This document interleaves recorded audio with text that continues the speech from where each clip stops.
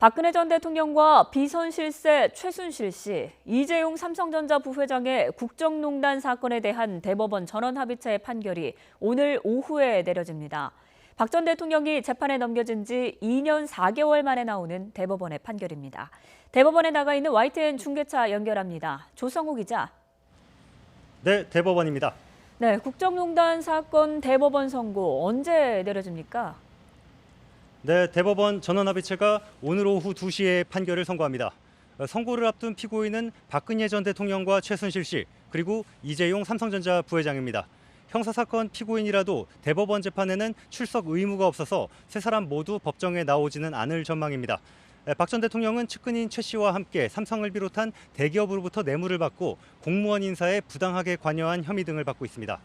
박 전 대통령은 2심에서 징역 25년과 벌금 200억 원을, 최 씨는 징역 20년과 벌금 200억 원을 선고받았습니다. 이 부회장은 뇌물을 건넨 혐의 등으로 재판을 받아왔는데요. 1심에서 징역 5년을 선고받았다가 항소심에서 집행유예로 풀려나 불구속 상태입니다. 박근혜 전 대통령이 탄핵을 불러온 사건의 대법원 결론이 나오는 건데요. 사건의 주요 쟁점이 뭔지 짚어주시죠. 네, 일단 박근혜 전 대통령과 이재용 부회장 하급심 판단이 엇갈린 부분이 있습니다. 그래픽으로 정리해봤는데요.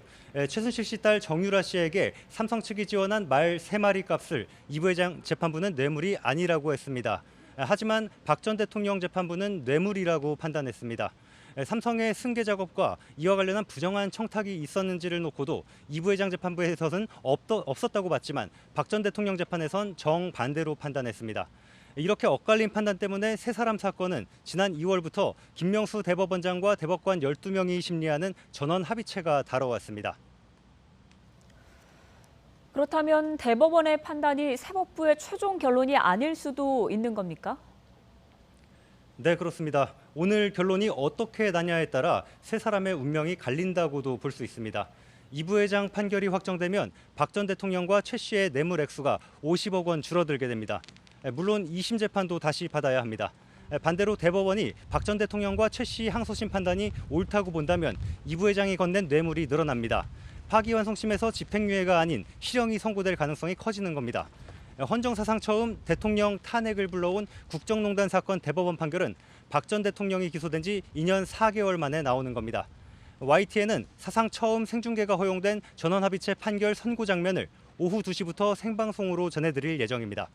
지금까지 대법원에서 YTN 조성호입니다.